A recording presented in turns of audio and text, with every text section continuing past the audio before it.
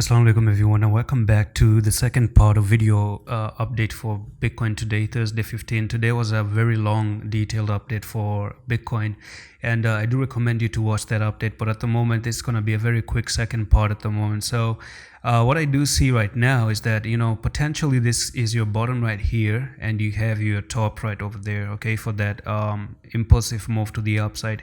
Now you're actually coming down to lose the 0.618 at the moment, and it seems like if everything goes the way I'm expecting it to go, then put a tick here, we might be looking Bitcoin to go down to $14,000 in the future. Okay, so I'm gonna actually talk in details about this one in tomorrow's update, but right now what you really have to focus on the smaller time frames at the moment is the following.